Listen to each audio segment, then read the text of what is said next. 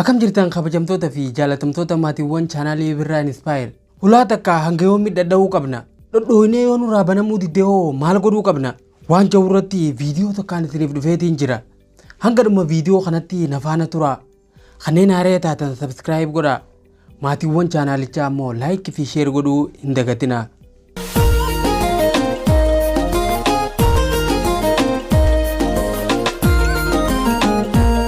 Hulaa yoon siif banamuu diddee fooddaadhaan seeni.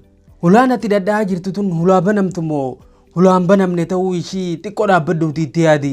Hulaa gonkumaa hin banamne ta'uu yoo itti amante dadhabuu dhaabiti karaa biraa kan seentuun barbaadi. Waan siin taane fi waan kan keen taane irratti akkasuma waan siin madaalle irratti humnaa fi dandeettii ta'e guututti fixachuu keetiin dura filannoon biraa yoo jiraate of cinaa laale. Na amani filannoo hedduutu siin marsee jira. Fooddaa hedduu kaatiin arginiitu banaa jira. Xiyyeeffannoo kee isarra godhiitii akka itti baatu yookiin akka itti seentu haala mijeeffadhu. Yeroo hedduu biyya keessa jirtu keessaa bahuuf yaaltee siif milkaa'uu dhabuu danda'a. Garuu umrii ta'e guutuu biyya tanarraa bahuu osoo yaaddu carraalee bakkuma jirtutti akka itti fayyadamsuuf siif dhufan hunda tuffachuu hin qabdu. Namni tokko fedhii biyya Awurooppaa deemee barachuu yoo qabaate biyya san deemuuf waan danda'u hunda godhuu qaba. Garuu hanga carraan sun mijaa'uufitti harka maratee taa'uu hin qabu. Xiqqaattullee barumsa isaa asitti hordofuu qaba. Namni Ameerikaa deemee ofii jijjiiramee maatii isaa jijjiiruu barbaadus akkasuma. Obboleessoo gaafa as jirru kana yoo masluufa taane gaafa bakka barbaannu deemnes masluufuma kanarra bareedaa taanaa beeki. Obboleettii xiyyaa ta biyya Arabatti dalagadhee galeetiin biyyatti biizinasa ajaa'ibaa tokko banadha jettee carraaqqachaa jirtu. Waa'ee biizinasaa maal beeytame? Of dura qorattee hanga si barbaachisu beeytee jirta. Yoo irra ittiin qophaa'een gaafa gabbuute gara gortu wallaaltee osoo lafti siin martu waan galfattee uf harkaa dhabdaa beeki. Akkasitti ammas gara biyya biraa godaansa mudatta. Hulaa dhadhaisiif banamti.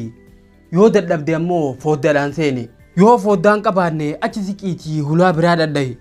Joollummaa teetirraa kaaftee intalti ati jaalachaa turte yoo si dhiiftee kuttee fi tana booda akka ta'e ta'uu hin dandeenye onneen ta'e osoo beeytu bakka ishiin hin jirretti yaada ishiitiin of jeeyite yeroo ta'e guddoo kennitee fi yoo gubaa jiraatte onnee siif banamuu diddisan ofirraa itti dhiisiti. Shamarran babbareedduu akkati siin marsitee jirtu sana of cinatti ilaali. Akka tasaa qarree bareedduu siin maltuu fi tasi jaalattu. Maskoota onnee ishii hanga dhumatti tasiif bantu argachuu maltaa beeke. Atummaan onnee akka hin banamnetti sitti cufamte tana dhadha'uu dhaabi malee bareedduu rabbiin uume lafa tanarra guutuudha beeke. Gara onnee siif banamtee deemiti jaalala qulqulluu dhandhami. Atis akkasuma obboleettii tiyya. Isa gaafa dur addaan baatanii ati hanga ammaa isaaf maraachaa jirtu kana qofaa miti kan rabbiin siif uume. Bakki ati hojii itti ramadamuu barbaaddu bakka itti ramadan hin qabanta. Ati garuu yoo achi hin taane bakka biraa hin dalagu jettee hojii biraa tuffattee harka marattee taa'uu hin qabdu.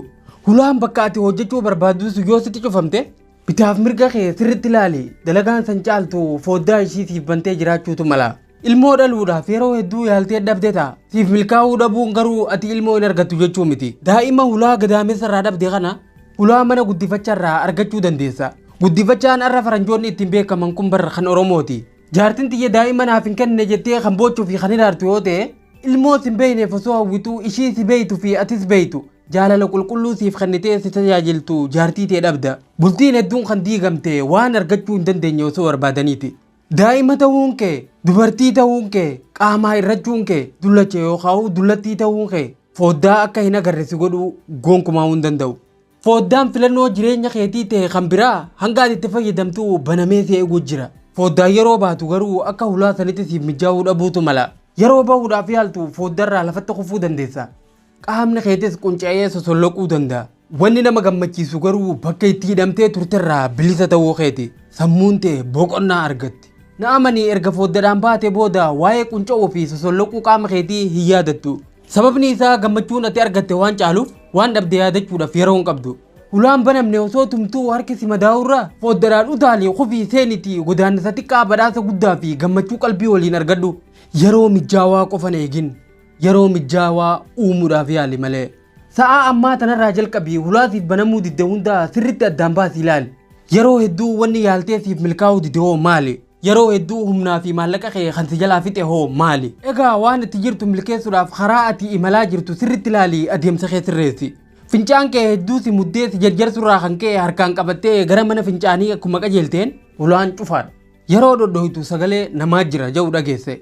yeroo kana hulaa mana fincaanii tan namni keessan jirre laaltee fayyadamtamu namichi hanga bahuu eegdatii ofirratti gallakkifta jireenyi kun akkana hulaa fi filannoo hedduu nuuf laattee jirti tokko yoo nu didde kan biraa akka yaalluuf carraa nuuf kennamee jira hulaa yoo nu didde fooddaan nuuf fayyamamee jira waan nuuf hin taane waan keenya hin ta'inii fi waan nu madaalle irratti cichuun qabnu yoo keessa jiraatte hulaasiif hin banamne tumaa ooluu dhiisiti rakkadhu fooddaadhaan bahiitii qilleensa alaa bareedaa kana fudhadhu egaa kabajamtoota fi jaalatamtoota maatiiwwan chaanaalii Birraa Inspire kan arraa kana fakkaata viidiyoon kun nama hedduu bira akka ga'u laayik fi sheer godhaa viidiyoo haaraa fi yaada haaraa nanga walitti deebinutti nagayatti naaf tura